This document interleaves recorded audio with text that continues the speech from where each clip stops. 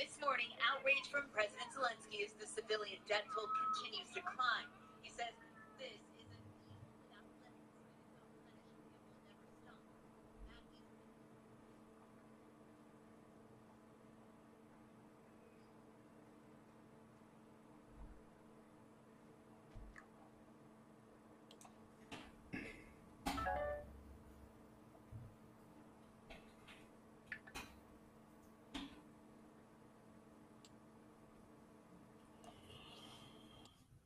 Hello, everybody. Hope everyone's doing well. I have a special guest today. So we'll give it a few minutes for people to show up and give them time to check in and see what we're up to. As always, hit the subscribe button and the notification bell if you haven't already. This is a Football Diehards. Ask Me Anything, something we do every Saturday, noon Eastern time. So always appreciate everyone showing up. If you have questions, I'll watch for them. As I always do, I'm going to spend some time with Dempsey, just, getting his thoughts. He's a really super hardcore dynasty player, and I'm endlessly fascinated by his ability to come up with trades, and so I want to talk to him about that. And he and I have been playing a lot of best balls. He way more than I, and way more than anyone should be.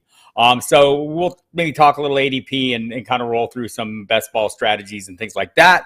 And as always, I appreciate your time. So with that said, I'll touch on a couple of news items just to start the thing. Dwayne Haskins, the former first-round pick of the Washington football team, Washington Commanders, was killed this morning in a car accident. He was hit by a car working out in Florida with his Steelers teammates. So condolences there to everybody involved. Horrible news and just not a great way to start a Saturday, but we'll forge onward, and with that, I'll get Dempsey in here, and we'll talk about a couple newsy items. Not a big news week.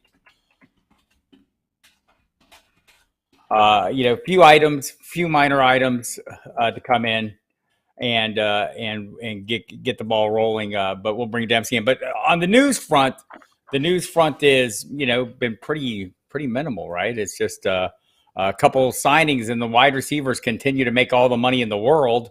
As Mike Dempsey joins me, you know him from SiriusXM Fantasy Sports and NFL Radio, as my co-host, the star of the show, Football Diehards on those channels. So Mike, I was just going to run through a couple newsy items because there's not a lot of newsy items, but I think they're interesting because it's the wide receivers. The story of the offseason has been quarterbacks and wide receivers. Mostly lately, it's wide receivers. Stephon Diggs got paid. And Brandon Cooks got some coin, right, at $20 million. So just in general, as you look at some of these moves at wide receiver and some of the money these guys are making, do we see any moves coming ahead, or is there anything you're expecting? We keep hearing talk of DK Metcalf, AJ Brown, others. Anything you see on the horizon? I don't know if it's anything that I expect, but because Seattle keeps shutting down any talk of DK Metcalf being traded anywhere, but that doesn't make a whole lot of sense. They don't have a franchise quarterback in place.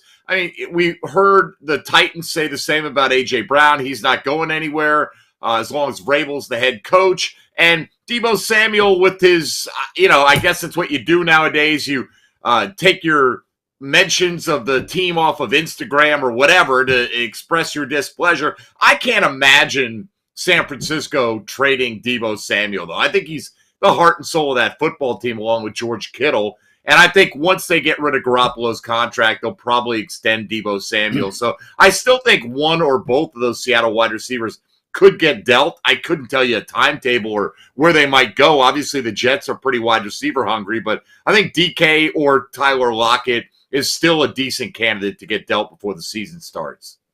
Yeah, that makes perfect sense, and we'll see how that plays out. I guess on the money these guys are making, there's still some wide receivers out there. Jarvis Landry. No rush on Odell Beckham, but Landry. There seem to be some really needy teams in the Packers, the Jets. You mentioned we saw the Patriots make the move for Devontae Parker, so maybe less so. But just are we expecting any kind of movements on any of these guys, especially to the Packers? I guess I'm in a semi panic. What's Aaron Rodgers going to throw to? I want to retain the value in the best balls where I have them already. Yeah, I don't have him in any best balls. I have not drafted any Aaron Rodgers this offseason, but I do have a few dynasty shares. And as you know, in one of the leagues we play in, I made a move yesterday to go get Tom Brady. And I obviously prefer Brady for this year, the way things stand with Rodgers right now. But I think, Bob, it just comes down to Landry's probably overpricing himself right now. You know, he's a guy talked about wanting to get paid like one of the elite receivers in the league. I don't think he is one of the elite receivers in the league. And, you know, should he be getting a deal worth 14 or 15 million? Well, maybe in this climate when Christian Kirk gets 18, yeah, maybe he should. But I think right now the fact that he's not signed is a pretty clear indication he's not getting the money he wants. He may just sit back and wait for a contender to have an injury or get desperate.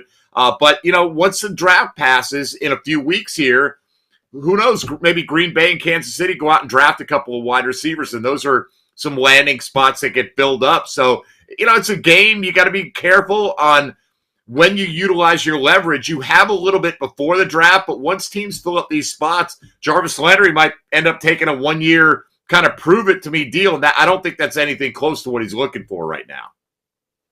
Right, I would agree with that. And you mentioned Christian Kirk, so you know, as you know, most of the people here and most of the people out there on Twitter, a lot of them know you from SiriusXM. Some of them know you from Jacksonville as well, where you're the host of a 1010 XL radio. You follow the Jaguars, and so I'm curious, just you know, your thoughts on what the Jaguars have done, especially Christian Kirk. Well, I mean, they overpaid him, but in the end, who cares? You know, when on Sunday, we don't really care what these guys are making. I think the obvious point is that Christian Kirk is going to be the focal point of their passing game. And you look at his numbers last year, he had 77 catches, nearly 1,000 yards. And I think it was 7 touchdowns for Arizona. I would hope as the number one target for a team, he could exceed at least, you know, be up in the 1,100 yard range. Touchdowns are difficult to predict, but I would think he's going to be heavily targeted there. The Zay Jones contract, I think, is the one that got more local critique because he got $24 million over 3 years and has never proven to be anything close to worth that kind of money. But you have to figure that money, as of right now, dictates he's one of the top 2 or 3 wide receivers along with Kirk and Marvin Jones. They added Evan Ingram at tight end. They had Dan Arnold there. Laviska Shenault's getting shunted down the depth chart right now. They brought back Laquan Treadwell. So, you know, on paper, maybe they're marginally better than they were last offseason, but then last offseason turned into last season where DJ Chark got hurt. They underperformed. Jamal Agnew ended up being their top receiving option for a portion of the year. So I think they're better off than they were in reality, but the perception of what the receivers were last year wasn't a whole lot different from what they are now. Jaguar fans locally want them to take a receiver with the 33rd pick of the draft, first pick of round 2, but I think they might be disappointed. They filled up a lot of spots on the depth chart. I think they're more likely to wait to the 3rd or even the 4th round. So right now I'm getting a lot of shares of Christian Kirk in the 8th, 9th, 10th round as a wide receiver 1 for his team. I'm drafting him as a wide receiver 3 or even a 4 in many cases, depending on how I build my team in best ball. And I think that's great value, but I think he's really the main value right now that I'm interested in that passing game. Right. I think there are, you know, we're going to get into that here in a little bit. I wanted to, you know, drill you on the dynasty stuff because I'm endlessly amazed. You've mentioned making moves for players. You are always making moves for players. We're in a number of leagues together and you're in a number of leagues. And it is something you've kind of known for, to me, is your ability to create these trades. Every time you send an offer, it's a fantastic offer. And I think people need to maybe understand that. And by the way, I see your questions coming in. I'll get to those as we get through this. But I do want to talk to Mike about how do you develop a trade? What's the process? Just share with the listeners what you go through. I don't know if there's just one simple process that you can say, but I mean, there are a few things. Like, first thing, I love when people post players on their trade bait and people say, oh, that never generates anything. You have to send offers. Well, I don't mind sending the first offer, right? Because I'm always going to send within a range of about 90% of what I'm willing to ultimately spend. I'm not the guy who's going to ever lowball anybody. And if I get a lowball counter offer, that's where the negotiation ends, you know, and that's fine because people do value players differently in dynasty and in fantasy in general. So it's not a big deal. But, you know, yesterday it happened that a player in our league put Tom Brady on the block. I had in that league Aaron Rodgers and Trevor Lawrence, still do.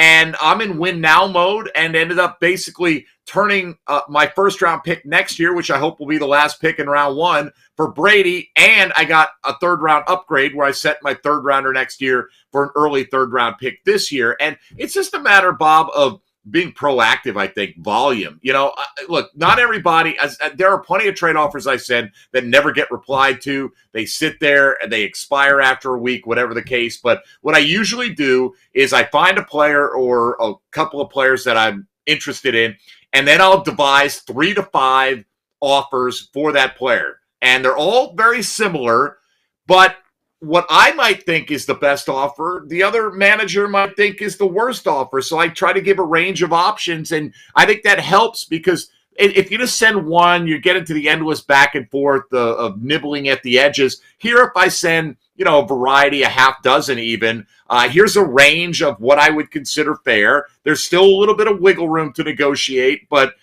usually that is more effective than just sending one. I just think being proactive is the main thing, though. Find something that you're interested in or a player you're interested in, but also take under consideration what that other manager might need or what they state that they're looking for, because it does no good to offer somebody a tight end if they have Mark Andrews and George Kittle on their roster, for instance. So just take a little time, invest in the other guy's roster, see what they want, and try to be reasonable about your deals. I know that's not always the term people like to use. Everybody wants to crush a deal and win a deal, and I do too. I just think that as long as it's helping my team, I don't care if it's helping the other guy's team. I'm not afraid of somebody else's roster. I'm just trying to build mine. So those are just a couple of basics.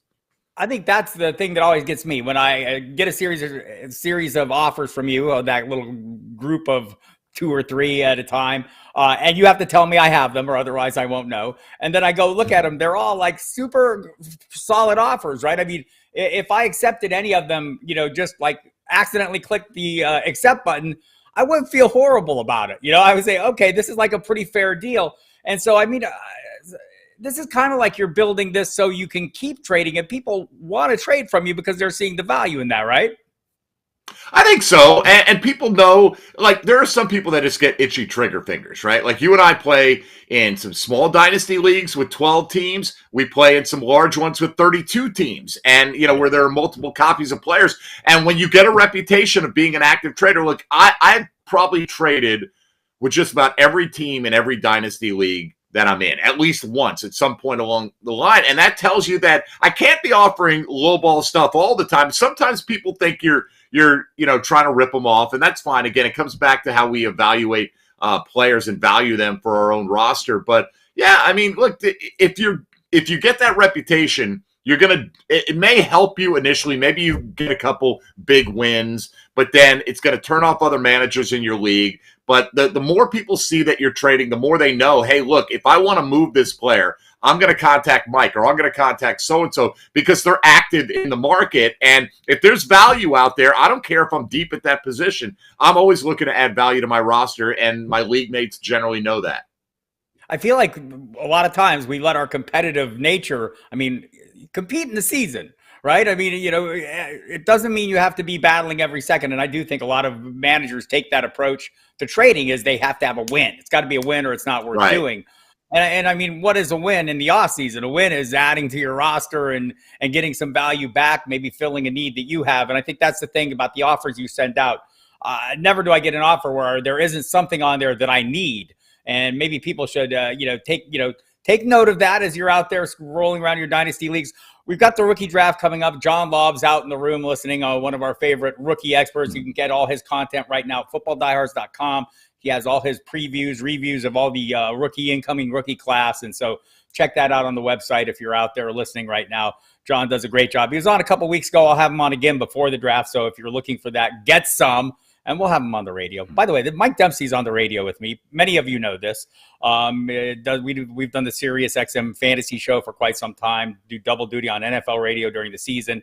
And Mike has covered the Jaguars for a year. But Mike and I go back well before all this, back to the days when on terrestrial radio, I'd show up on his Jacksonville show and we would chop things up. So a good time there. And so one other thing on the dynasties, we get into the rookie class. I'm in a draft right now. You've helped me out with that league in the past where we draft our dynasty rookies in advance of the NFL draft. Hate your it. thoughts on that? Hate it? Hate it. I was going to give you a chance to chime in. I kind of do too, but it is challenging, right? Oh, look, I mean, some will say, well, if you have a good feel for these players, I'm sorry, Bob. I mean, we all go back. You and I played for a long time, and I'm sure there's those in the audience that played even longer than we have. But for instance, you know, you go back to Michael Turner. That's always a classic example when he came out of college and he got drafted by the Chargers, and they had LaDainian Tomlinson, and you knew that Turner was never going to fulfill his promise while he was in San Diego at the time. And then, of course, he went to Atlanta as a free agent. And so if you're drafting, you might look and say, hey, Michael Turner's the most talented back in this draft, as an example. And then he goes to a landing spot where he's really not startable as anything maybe more than a flex for the first 4 years of his career. So, you know, people say, oh, don't get caught up in landing spot. Don't get caught up in team needs. Well, that's great in theory, but you still have to compete that season. And if you are trying to compete that season, sometimes you do want to fill a need. I'm not saying you take an obviously lesser player at a different position, because I will sit there and go, all right, I got 50 wide receivers. I'm going to take the 51st because he's the best guy on the board. But I think the fit aspect is an important one. And I don't know what the split is. Is it 60-40? I mean, talent obviously matters, but we know, Bob, particularly with running backs, opportunity matters as much as anything. Is this guy going to a scenario where he's going to be in a timeshare, or does he have a chance to be the front end of a rotation, or maybe even the bell cow? And that's very important. Even lesser players can be better fantasy assets. So I'm not a fan of the rookie draft being held before the NFL draft. I don't see the need for it. Except to maybe satisfy some people out there that play Debbie and feel like they've got an advantage over the rest of the field. And, you know, that's fine. I'm not nothing against Debbie, by the way. Right. No, I get it. So one of the things that, you know, you get past that. So first 2 rounds, I feel like I want to draft guys that I think have legitimate shots of playing. And you know, the top running backs, you know, wherever they land, probably teams are going to be interested in them. That seems to be shifting a little bit as running backs become devalued, but certainly the wide receivers and in super flex, you're taking shots on quarterbacks. I want to know what your approach is outside those first 2 rounds. Are you looking for players who are depth? Are you taking shots at upside? What are you doing after the first 2 rounds of a rookie dynasty draft? Sure. I think once you get outside that range, first of all, it's a crapshoot in round 3, right? Now, I've got to adjust my thinking a little because I play in a lot of IDP leagues, which pushes value down. You know, when you get a linebacker or 2 going in round 1, well, all of a sudden you have more offensive skill players available later. But for most leagues, say you're playing in a 10 or 12 team league, I find in the later rounds, that's when I take shots on quarterbacks that, you know, especially first round drafted quarterbacks. A couple of years ago, I got Justin Herbert in the 4th round of a dynasty rookie draft in a 14-team league. Now, this was IDP, so maybe it would have been a 3rd-round pick in a non-IDP league, but it was because the perception was out there that Herbert was soft, that he wasn't an alpha male, that he wasn't a leader of men, and you know these other teams that were quarterback needy passed on him. Well, that's fine, but the team that selected him still took him in the top 10, and so I'll take a chance on a guy like that. I drafted several shares of Davis Mills, not necessarily because of his draft capital. I think it was the 3rd round last year, but because the situation he was in, we knew Deshaun Watson likely wasn't going to play. And at some point, Davis Mills is going to get a chance to show whether he can be the starter for that team or not. So that to me is more worthwhile than maybe taking a running back who is forever going to be slotted into kind of a backup role, a specialist role, maybe a 3rd down back. Not that they can't be valuable in their own right, like in a PPR league. But look, there are exceptions to the rule. Elijah Mitchell last year was a good later round pick, and we see that with running backs that can go later in the NFL draft. So it's also where occasionally I'll take a flyer on a later tight end. You know, usually there's 1, maybe 2 tight ends that are worthy of a 1st or 2nd round pick. Last year, Freiermuth, for example, was a guy like that where you could get him in the 2nd round. But in the end, is he really a super high ceiling guy in the mold of Kelsey or Andrews? I kind of doubt it. In fact, Andrews is a great example. He wasn't even the first tight end selected by his team, right, Bob, as we know, right? But he had won the Mackey Award in college as the best tight end. The Ravens took Hayden Hurst in round 1. And I ended up getting Andrews kind of like as an afterthought in several leagues in the 3rd or 4th round because people are like, well, the team can't like him that much. Well, let's find out when they get to training camp. You know, these guys haven't done anything in the NFL yet. So we see examples of guys that outshine their expectations, their draft position, draft talent for sure. But I definitely particularly have an eye on quarterbacks that have draft capital in the NFL draft once you get outside of round 2. It's not a sexy thing to draft, but if you have a taxi squad and you can grab one, throw them on there for a year, see how it goes. That's paid off for me a number of times in the past. Yeah, I totally agree. In that league we were discussing, the one where we're drafting prior to the draft, I mean, I did get some. I have Davis Mills. I have as quarterback. That's a super flex league. So traded for Josh Allen after his rookie year. Have Derek Carr on board. So that quarterback crew is shaping up. So happy with that. Taysom Hill, maybe not going to pan out. It was a great. I was traveling to Italy. Mike Dempsey stepped in for that draft, and Taysom Hill carried me for a fair portion last year at times. So very fortuitous. Now he'll be a great tight end for me as well because I'm a little weak in that area. Hope so. We'll see how he comes through. But so, and that's brings up another point on, you know, in Superflex, how deep are you? I mean, are you taking just total flyers on guys that, you know, like I know our friend Matt Waldman from the Rookie Scouting Portfolio has a guy at the top of his quarterback ranks. You can get him with the last pick, Skylar Thompson. Are you taking shots on guys that just, you know, may have a chance, or is it going to depend more on landing spots for you, whether you think that guy has a chance? Well, I mean, now if you're talking about drafting before the NFL draft, I think you have to take chances on those guys, right? I mean, because quarterback is so valuable in Superflex, but, you know, it's look, the guys who go in the first round this year, whomever they turn out to be, are going to get opportunities to be starters at some point. So those guys are certainly worthy of consideration, but I think it's a very dangerous year. You know, Malik Willis has a lot of tools, but you and I know analysts that don't consider Malik Willis one of the top 5 quarterbacks in this class, never mind one of the top 1 or 2. You know, Kenny Pickett, I don't know really. He doesn't scream high ceiling to me. I don't love this class in general, but if you're needy in a Superflex league, we all know how difficult it is to acquire a starting quarterback in a Superflex league. I mean, I've got one, we play in a Superflex together where I currently have 4 starters. For a brief moment, I had 5, which is almost unheard of because people just hoard them, right? And there's a team in the league that has no starting quarterbacks, and you know, good luck. Maybe you'll get lucky in the rookie draft, but I'm not going to give those quarterbacks away to fill your roster holes. Those are valuable pieces. So, you know, if you're drafting now, I think you got to take your chances and you got to decide who do you like. Do you like Sam Howell? Do you like Matt Corral? You know, whomever. Desmond Ridder is a guy who seems to be rising in draft circles. Right. And he's got some mobility, which we like those two-way players. You know, people like to use the phrase Konami code with the rushing ability. Whatever. Malik Willis and Desmond Ridder have that attractiveness. I think you can squint and make a case for Corral and Pickett and Howell to be decent starters from the pocket, but I wouldn't break the bank on any of these guys this year. I mean, I would take a shot on the upside guys like Willis and Ridder, but it's so tough. I'm going to assume, though, that those guys in particular are going in the first round. And so I don't know if landing spot means as much. As long as they get a chance to start for whatever team selects them in the first couple of years, I think they're a worthwhile investment. Right. I feel like if I, you know, so you take a league maybe where you feel pretty comfortable at quarterback, you know how fast that can change, right? You know, it takes no time at all. In a super flex, for sure, you're going to be in trouble. So I do, even if I'm set at quarterback, I may be not investing in the higher end guys, but I'm taking some of those flyers late in the draft. Once I get outside round 2, I feel like everything is almost a flyer.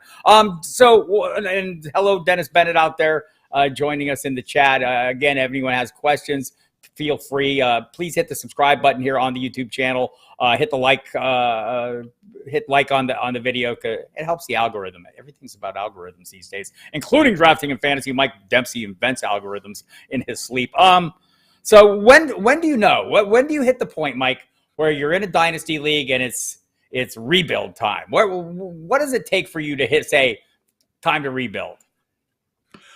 This is really, honestly, a very tough question because I've never done a true strip-it-down rebuild in all my years of playing Dynasty. And I've got a team this year that is kind of on the brink of that. And it is tough, right? And I see teams that go overboard with this strategy, and when it doesn't pay off in the first year or two, they start the cycle again, and they're endlessly chasing the perfect rookie draft. And sometimes it works out. I think you just have to be honest with yourself. You look at your other competitors in your league, and what is my likelihood of making the playoffs? And we all know you can get hot in the playoffs, but B, if I do get there, what do I have the kind of players that can go on a 3 or 4 week run and take this over and bring me the championship? Because to me, Bob, there's not a whole lot of difference between finishing in second place or ninth place, for instance. It's so just being honest with your assessment of your own talent on your roster and how strong it is, and always be, if you're always churning your roster like I try to do, hopefully you don't find yourself in a position where you look up one day and you're like, man, how did this happen to me? Right.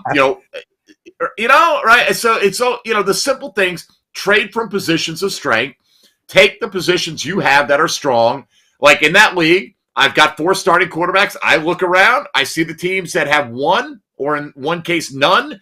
And so I say, what do they have that might work for me, that they have a surplus of? And I try to engage them and get it going so it never gets stale. Because you're right, things can happen in an instant. Some of those starters may turn out to be not starters in a year, or not as good, or get injured, or whatever the case. So it's just, to me, it's more about not just reaching a certain point where you say, that's it, I'm going to blow it up. It's if you really grind throughout. Now, sometimes you're going to age out and get injuries, and it's going to happen anyway. But, staying on top of it can avoid a lot of the drastic rebuild stuff, I find.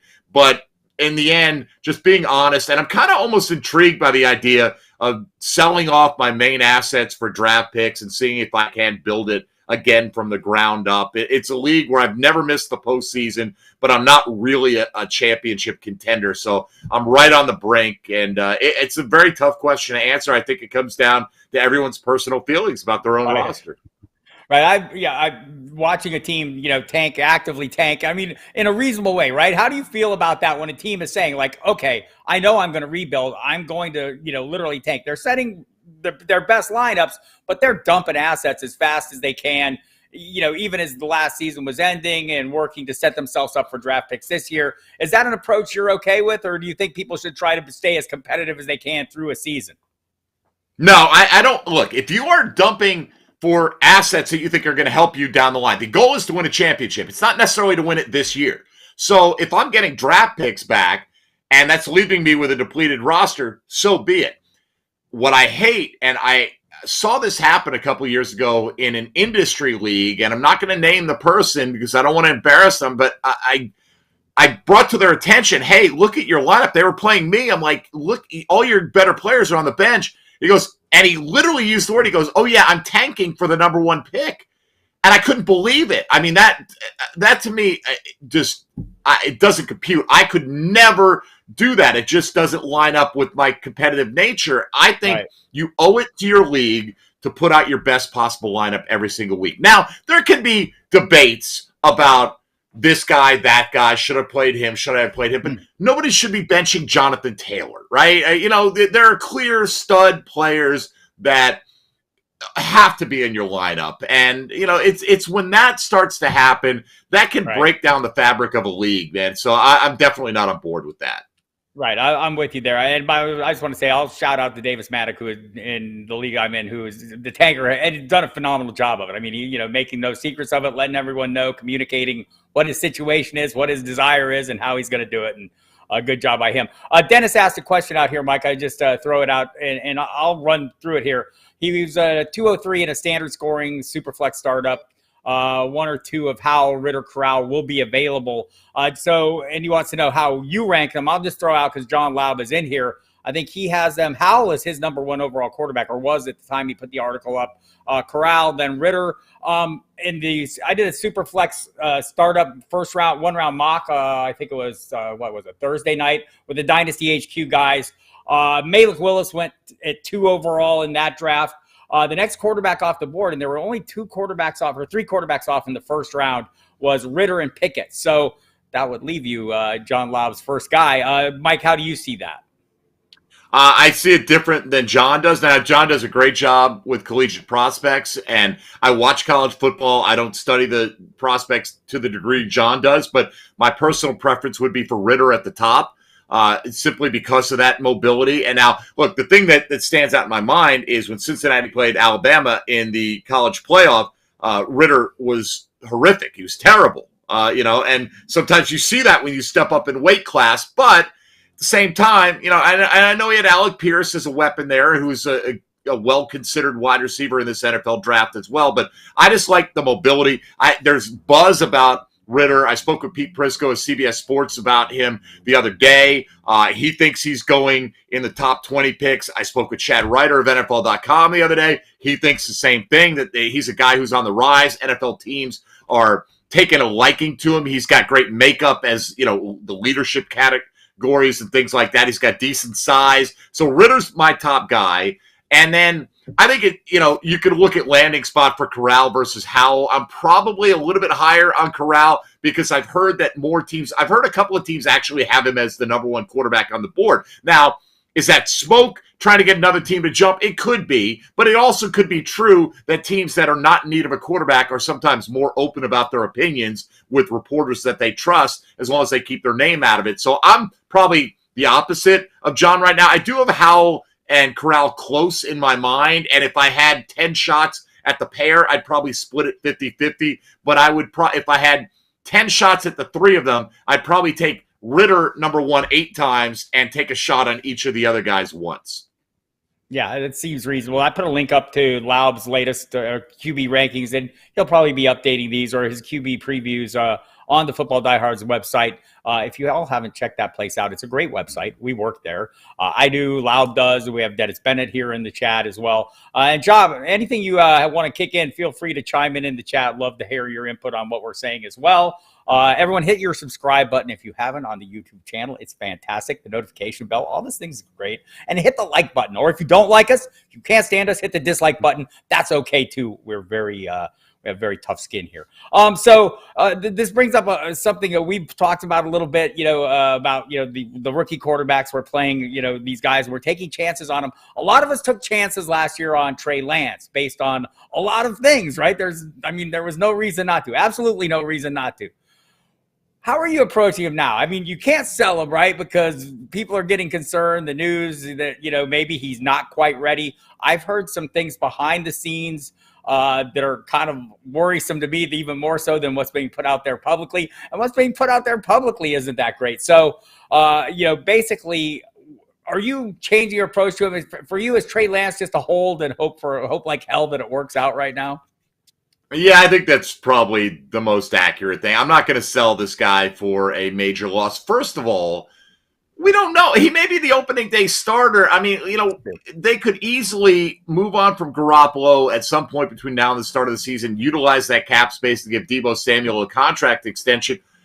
I can't believe, Bob, they gave up all those assets to move up to number 3, that Trey Lance will not get a full opportunity to be the starter. And by that, I mean a multi-year opportunity to sink or swim as a starter of the 49ers. And you had to know when you drafted him, he was a tools-type prospect who had played very little college football, but was being drafted on his upside. I think the upside still exists with him.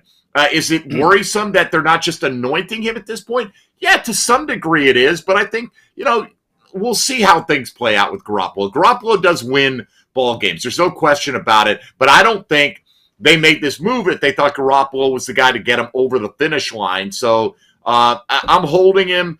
If I needed something else and the right opportunity came along and I could fill another position, but I'm not trading him for what I would be considering a lesser quarterback prospect. I like Trey Lance a little bit more than Justin Fields. I would still hold on to Trey Lance over Justin Fields, even though Fields has the starting job. He didn't look phenomenal last year as well. That doesn't mean he can't grow, but it's a great opportunity though on the other side. If you want Trey Lance, if you believe in the talent, or you just want to take a swing, go offer somebody 75 cents on the dollar. To me, that's not just a lowball bid. That's reflective of the current risk. And people will say, well, I bought him for this, I'm not selling him for that. Okay, but among the range of outcomes is you're going to get a lot less than what you invested in him. So, and sometimes people don't want to see that or admit that when they are on the receiving end of a trade offer. But yeah, look, I have Lance on a couple of dynasties. He's not a guy I have to count on to start this year, but I certainly am going to be disappointed if by at least 2023 he's not the full-time starter for the 49ers. But I think we all need to calm down, let it play out. I'm not panicking about losing too much equity in Trey Lance right now.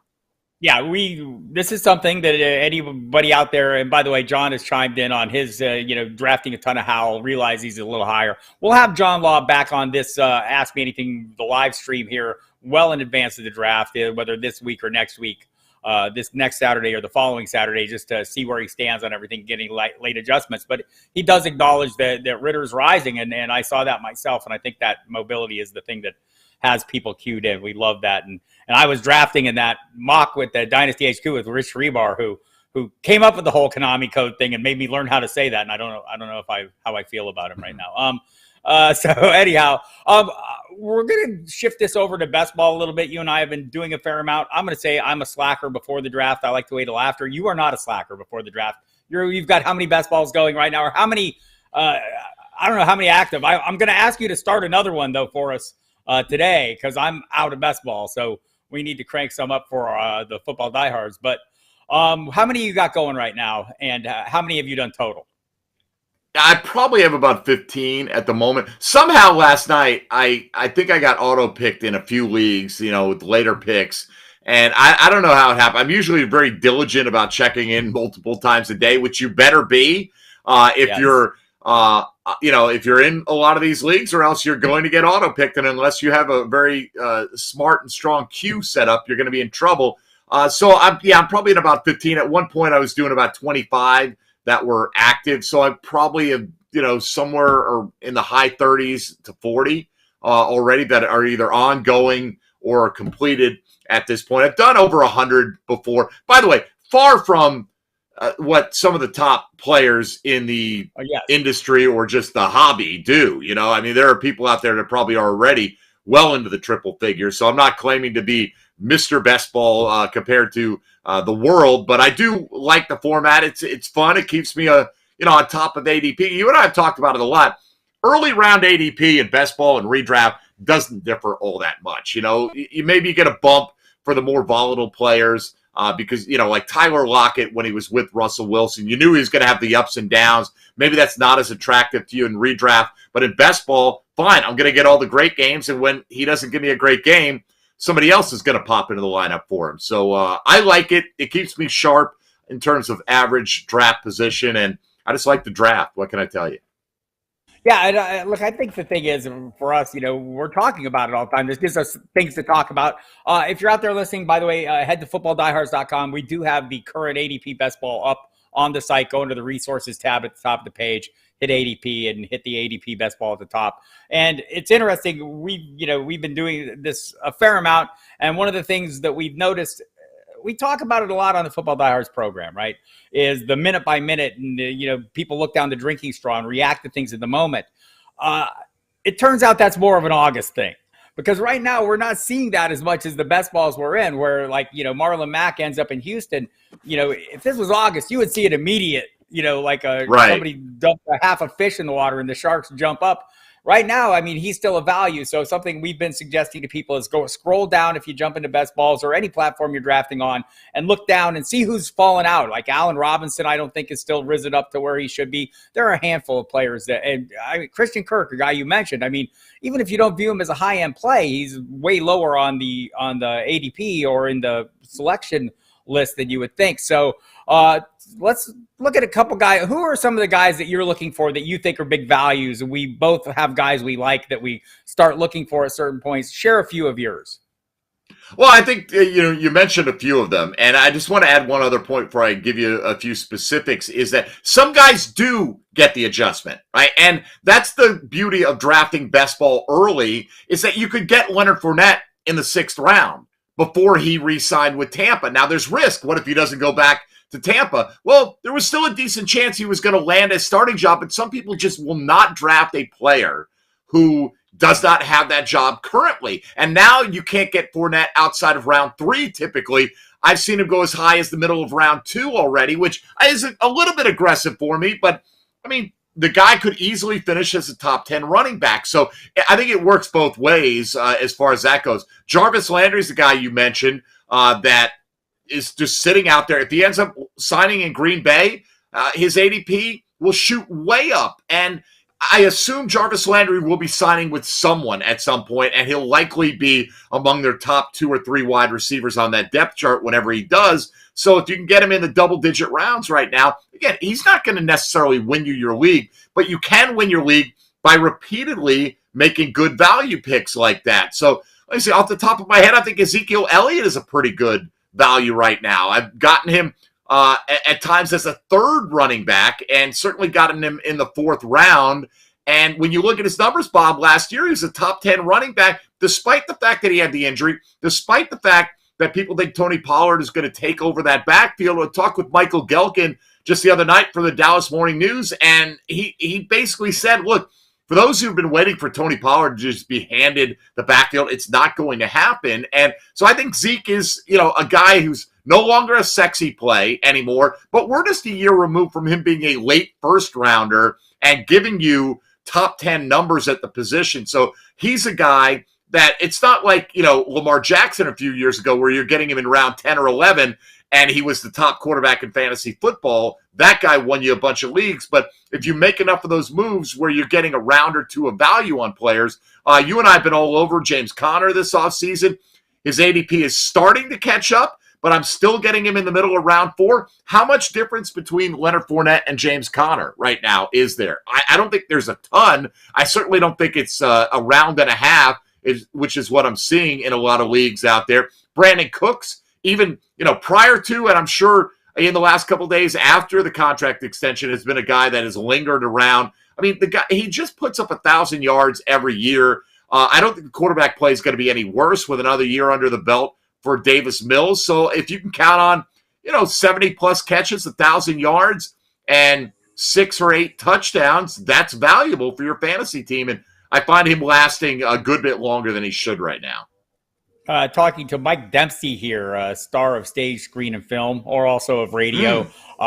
Catch him on Sirius XM Fantasy Sports Radio as the host of the Football Diehards show. If you're watching this live on Saturday, we will be on 5 to 7 Eastern time tonight, covering the NFC West. I think Sunday night we'll be on same time, 5 to 7. I think AFC North Monday. We don't even know what we're going to be on a lot the coming week with Fabiano off. We'll be seeing a lot of each other on Fantasy Dirt. As well from, what is that? What time is that Eastern time? Is that 6 to 8 to 10 Eastern? Right, I'm in too many time zones. And then probably our usual duties on Football Diehards as well. But everyone here probably knows, catches those on the regular. Hope they also check the website, footballdiehards.com. There's all kinds of great stuff there. Some of the other names, Mike, that I like an awful lot that we're seeing going a little later. Devin Singletary, I mean, up to this point, I don't see anything that's changing what his role was down the stretch last season. I think he's going fairly late. Miles Sanders is another guy I'm getting a little later at running back. Maybe even David Montgomery, although that kind of varies a little bit. But there are always going to be guys. We're chasing opportunities. We don't know what those opportunities are for some players. We definitely don't know what they are for the rookies. Now, you and I differ a little bit on how we draft rookies in best balls before the draft. You love taking shots. I don't think it's unreasonable. I just don't feel as comfortable doing it. Tell a little bit about how you approach that and which kind of guy you're willing to draft in best balls as rookies before the draft. Sure. Typically you kind of have a feel for who the top 3 or 4 running back prospects are. And, so guys like that, you're seeing Breece Hall, initially was getting him in like the 6th round. Now you won't get him past the 4th round, sometimes maybe even late 3rd, because people anticipate that he's going to be the best running back. Well, there's a little bit of danger in terms of landing spot. Even as you talked about Singletary, is it out of the realm of possibility that, say, in the 2nd round, the Bills take a running back? I don't think so. I don't think they'll do it in round 1. But that's kind of the beauty of best ball, though, Bob. That to me, the way I look at it, if you are playing in a league with 12 people, you've got to win basically 1 out of 10 leagues to break even. If you use the best ball 10s model, right? Let's say you're playing for $10 in a league, right? So you're playing in 10 leagues, $100 investment. If you win one of those 10 leagues, then you're getting your money back. So I don't anticipate winning all of those leagues. I just want to win more than the percentage that I should mathematically to make a little bit of money on it. And taking a chance on a guy like Breece Hall or Isaiah Spiller or Kenneth Walker or, whomever you happen to like, even some later guys, because we've seen it with Elijah Mitchell last year. We've seen it repeatedly. Even undrafted rookies like James Robinson just the year before can really help your fantasy team. So the key is, again, get players that are going to outperform where you drafted them. And I find as soon as that player is attached to a team, their value typically goes up. I mean, it's not 100% across the board. We used the example of Michael Turner and LaDainian Tomlinson earlier. So, yeah, could somebody go to a situation where they're blocked for a year? Absolutely. And then you're needing an injury to have any production out of them. I have taken a few shots on the top wide receivers, guys that are frequently mocked in round one: Garrett Wilson, Chris Olave, Treylon Burks, Drake London, Jamison Williams, even if he's not ready to play immediately. A lot of teams covet him. But outside that group, I'm not really taking too many shots on Sky Moore and Christian Watson. I mean, a lot of things have to go right for a second or third round wide receiver to hit immediately. There's a great track record of guys. We can point to plenty of guys drafted after round one, some of the top receivers in the game, but it doesn't always happen year one. And when you're talking best ball, if it doesn't happen year one, it may not have as well have happened. So I'm not drafting tight ends as rookies. I'm not drafting quarterbacks as rookies, with rare exception. Just the cream of the crop running backs and any wide receivers I think would go in the first 32 picks. Got a few minutes left here before we run out the clock. JR1616 had a question. I want to make sure we get it in. He's interested in our thoughts on O.J. Howard's effect on Dawson Knox's value in ADP. I haven't seen any effect on his ADP. It's almost like it's been non-existent. And again, I think if this was August, you would see a shift. You would see some shift, but we haven't yet. I'm kind of high on Knox. I thought he's coming on. And I know they've added pieces to this offense, so they've lost a piece to this offense in Cole Beasley. So where are you at on Dawson Knox? I mean, I think once we get past those top 3 or 4 tight ends, it's kind of catch as catch can. I'm catching him some. Yeah, look, he's in a group of guys, and I was thinking about him yesterday. Would you rather have Knox or Schultz or Zach Ertz? Or there's a good group in kind of the middle class once you get outside the top 6 or so. I'll probably get a share or two of Dawson Knox just because I want that exposure. But I find I do like Schultz better. Ertz is a little less expensive, and I like his situation a lot as well when you look at what he did in the second half of the season. But I don't think O.J. Howard is going to come in and all of a sudden he's going to become the favorite of Josh Allen. I feel like we've been waiting for this to happen. You got a quarterback in Tom Brady. Now, granted, they had Gronk, but, I mean, he's utilized multiple tight ends in the past, and O.J. Howard has never done anything of note. You have to believe Josh Allen and Dawson Knox have a pretty good relationship. They've got some chemistry. And, oh, by the way, it's not like he's going to come in and take those Cole Beasley targets. Those are going to Jamison Crowder, who they signed in free agency as well. Diggs is back. Gabriel Davis is probably going to command a bigger role in the offense. I think it's all great for Josh Allen. I think what it results in is that Knox is not a guy, when you have Diggs and Davis and Crowder, that you have to rely on to move the chains. But when you get in the red zone, that's where he's going to shine. So you and I talk about it all the time, every week.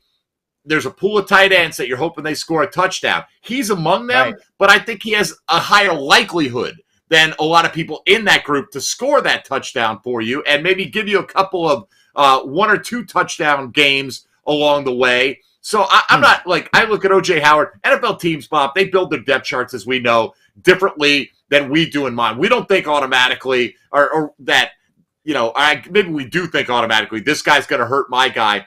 They may look at O.J. Howard as, we need depth. We carry 4 tight ends. That's what NFL teams do. So until proven otherwise, I'm willing to take a chance on Knox. Maybe a little lower than you, it sounds, but somewhere in that tight end 9 to 10 range, but definitely as a starter in a 12-team league. Yeah, I think more than drafting him, I'm drafting a piece of Josh Allen if I miss out on him. That guy's thrown 73 touchdowns over the last 2 seasons. That's a good number. We like our free square players. I haven't settled in, honed in. And look, these are free square players. If you're just getting in on the fun for best balls, they're guys you're getting very late in drafts who have that cut upside that maybe they're going to be a thing. Maybe they're not. Last year, Tyrell Williams was one of mine. He was not, right? Got hurt right away, never had a chance, but the opportunity seemed to be there. And so I look at my list this year. There's like some guys that, I mean, I'm not quite free, but I haven't like gone down to the bottom of the barrel, but I see some guys in the double-digit rounds that I think are really good to take flyers on. I mean, Devontae Parker, now you'll see him rise, but before he does, grab a share or two as a de facto wide receiver 1 until further notice. You and I both like Corey Davis. He's going a little later with the Jets getting excited about making moves. Maybe he'll drop even lower. But how about a guy like Alan Lazard? There's no receivers in Green Bay. I expect he'll be one of them. They still haven't secured that. Right. But are there any guys you're looking at really late in the draft? Russell Gage, goes to Tampa Bay, maybe tries to fill the Antonio Brown role there. Anybody you're looking at? Yeah, Russell Gage is a good example, particularly for best ball. I don't want to have to guess when Russell Gage is going to have a good game. Lazard is probably at the top of the list, and I think you and I share some of these thoughts because we talk about them so much. Lazard and Randall Cobb. I think, look, right now, somebody's going to catch a ball from Aaron Rodgers. Like you said, these guys are practically free. A lot of people you draft in best ball in the last 6 rounds outside of your team defenses are not going to do much for you anyway. So you're trying to, hit that perfect scenario where I'm talking about, because if you end up in 3rd place and you're not winning any money, what difference does it make anyway? So try to shoot for the upside of, hey, if things fall into place, Alan Lazard, there is a path to him being the most productive wide receiver with the Green Bay Packers this year. Again, Zay Jones is a guy in Jacksonville. I'm not super excited about the contract they gave him, but it dictates that he's going to be on the field, and you can get him in the last round of a draft. Any starting receiver, certainly anybody that figures to be a team's number 1 that can be had in the double-digit rounds. You and I have always chased those guys. Sometimes to great effect, other times, terribly. A few years ago, Devontae Parker was one of those guys, and he paid off big time. Will he be again this year? Like you said, the ADP is on the rise, but you could have gotten dirt cheap shares immediately when Tyreek Hill went there. And if you kind of, follow the NFL news, there was a decent chance that Parker was going to be on his way out. So basically the formula is just find guys that have a close to locked in starting job that are going in the double-digit rounds. I'll give you a couple of guys at tight end as well. But Gerald Everett, to me, go to play with Justin Herbert. I mean, he's going to be single covered with all the weapons that they have on the field. I think it's a phenomenal spot for Gerald Everett, and easily you could get him as a tight end 2 in best ball right now, maybe even as a 3. And one other thing that I'm doing a little bit of, people right now are scared of Rob Gronkowski not playing, or at least it seems that way, because if you were sure he was back with the Bucs, his ADP would be a lot higher. He'd probably be among the top 6 tight ends going off the board. He's not anywhere close to that right now. So I've been grabbing Gronk. Sometimes I have the combination where I'll get Ertz fairly late, still be able to get Gronk because he's going at times around tight end 12 or 13, and then I'll come back in the final round and I'll take Cameron Brate. And look, Brate will probably catch a few touchdowns even if Gronk is there. And being best ball, you don't have to guess when those are coming. But if Gronk doesn't, it's, I guess, handcuffing your tight end, so to speak, with the upside of having a top 5 player at the position, the downside being you have to spend an extra roster spot on the position. So, it depends on how your build has gone, if you've got the roster space to accommodate that. But I've done a lot of that Ertz, Gronk, Brate combo, and particularly the Gronk Brate combo, just to kind of hedge my bets there and still have tremendous upside. Yeah, I think that's a great approach. And like, we know things are going to change. There's names out there that I think, something you hit on is I'm, chasing a role. Like, I think Kenny Golladay wasn't good, right? And for the Giants. Right. And I don't know if the Giants are going to be good, but if I'm getting him well past into the double-digit rounds, I think, the past history, past performances, skill level alone, it's worth a shot there. Marquez Valdez-Scantling also in a new home. You want a piece of Patrick Mahomes. Maybe that's a cheap piece you can get, although one that will become increasingly expensive, I'm sure, as we get close to the draft. Question from a viewer out here on YouTube. Remy wants to know if the Rams keep their wide receiver roster as is. And I mean, I think you can say the top 2-3 guys are pretty well locked in. Do you see Stafford having a season like he did last year or something close to it? I don't see why not. I mean, look, you could take maybe a little off the top with Cooper Kupp. I don't know if he matches those numbers, but I think Allen Robinson is better than Robert Woods. And, you know, you had OBJ who shined down the stretch in the postseason, but had to get acclimated mid-season. So I think the combination of what they got out of Woods and OBJ, I think Allen Robinson for a full season is an upgrade. Van Jefferson going into another year of his career is going to be a solid field stretching option as a number 3. You've got Tyler Higbee. You know, you've got a couple of backs in Akers and Henderson who can both catch the ball very well. I like Stafford a lot. Stafford's my QB1, and I have him as my QB1 in some spots. I'm probably coming back with a second quarterback fairly quickly. Now, if you're talking redraft, I'm okay rolling with that. I'm thinking in the best ball mode right now. Oftentimes, if you draft quarterback last among the teams, you want to be the first to get the next quarterback. But I could absolutely roll with Stafford. I mean, they've invested in him. They gave him the big contract extension. He's got weapons. I think his weapons are a slight upgrade over what they had. And there's a chance, there's still plenty of talk that OBJ could end up back with the Rams, that they want him. And even if it's not until the second half of the season, well, I mean, right. Last year they never really had Woods and OBJ at the same time. If they've got Robinson for the full year, that upgrades that. And then to add OBJ for the stretch run, I think there are a lot of reasons to like Matthew Stafford this year. Yeah, great stuff. I totally agree with all that. And just to circle back to something you said before, you know, talking about taking chances with players. This is something we'll talk about as the season gets closer on these live streams. We'll talk about it on the Football Diehards program is, you know, building risk. You know, it's okay to have risk in your roster because you can mitigate for it. Like you can build risk within position groups over the course of your roster, over the entire portion of your roster, and you can make up for it, right? I mean, it's not like you have to just say, oh, I'm going to have a risky roster. I mean, you could do that, but you can have some risk in your roster with that upside and play it safe at the same time. So we'll talk about that more as we go on. Want to thank Mike Dempsey for coming on and joining us today. Great job by him. Often, you know, viewed as just a host. He's one of the more intense fantasy players you'll ever play with, as competitive as anyone I've ever played with, and I've been playing a long time, and also just a damn good player. He wins a lot, so it's good to get to tap into some of your knowledge and skill, Mike. Appreciate that. I'll look forward to talking to you later today. Yes. I want to thank everyone showing up. And by the way, if you are watching this live, I'll mention it again, 5 to 7, Football Diehards, Sirius XM Fantasy Sports Radio will be on again Sunday, 5 to 7 as well. And all week, check your local programming schedules to find out more, because we'll be doing the same to find out more about what our schedule is. I'll be back here next week.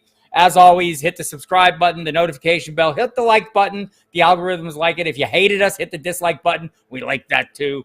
And go to footballdiehards.com.